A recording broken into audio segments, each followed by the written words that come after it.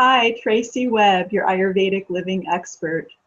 In today's Ayurvedic Life-Hacking Series, we're going to talk about the chief factor behind all of your imbalances.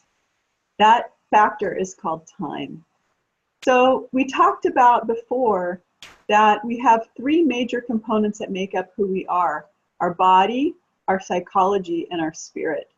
But the last factor we didn't talk about yet that actually allows for the health of all three of those components is what we call time. Now, it's interesting that in the West, we really feel that we have a deficiency of time.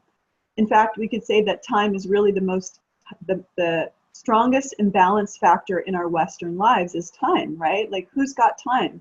Nobody has time for anything these days, or so we think. So what I wanted to talk about today was the possibility that actually you have more time than you realize.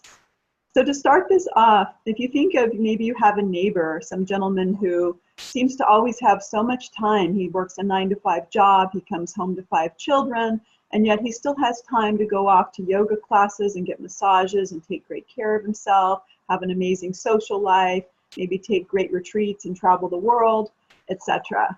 But the difference is does he have any more time than you, in fact? In reality, no, he doesn't, right? He actually doesn't have more time. We actually all have just 24 hours within the day cycle. And so the difference between him and us, however, is that he's been able to utilize his time in the service of his health of his body, the health of his life, the health of his family and his community.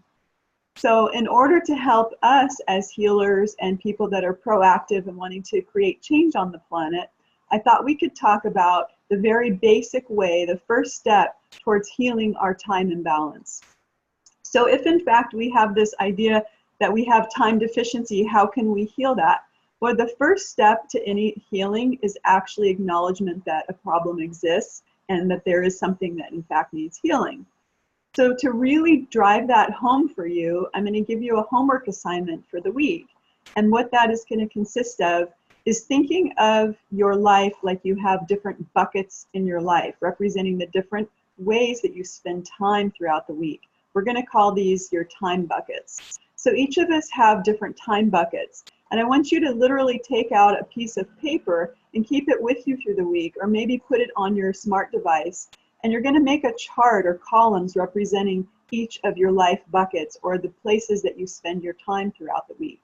So for example, you might have a bucket that has to do with how you do your self-care, how many hours you spend every morning doing your self-care. You might have a bucket that represents how much time you spend preparing food, how much time you spend eating food, how much time you spend working, how much time you spend exercising, how much time you spend socializing, how much time you spend on keeping your house clean, maybe tending to family needs, taking care of your children or your elderly parents, etc. So you're going to make a chart, and for the week I want you to just write down how much time you're spending each day in each of those buckets, those time buckets. And then at the end of the week, I want you to take some time and to reflect on, how am I spending my time? In yoga and Ayurveda, we call that swadhyaya, which means self-reflection or self-knowledge, starting to understand ourselves.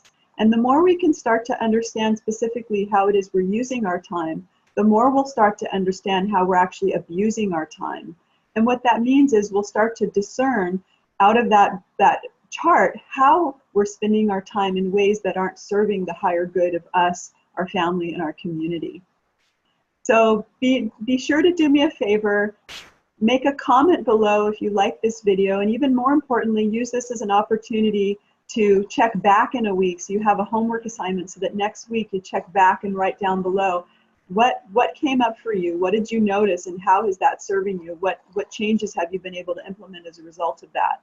Again, the major imbalance is that we don't have a deficiency of time. It's the illusion of the deficiency of time.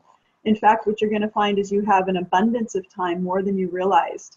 And in order to do that, we need to take the time, just 1 week of our life, to jot down what it is we spend our time doing, and then spend some time, maybe 20-30 minutes, reflecting on how we're spending it and how we can better spend it. So please press the like button below if you enjoyed this video. Be sure to subscribe so you can stay stay up to date when new videos are uploaded every week.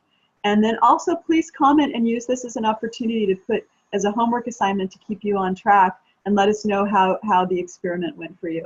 All right, hope you found this video helpful, and we'll see you in the next one. Have a beautiful day.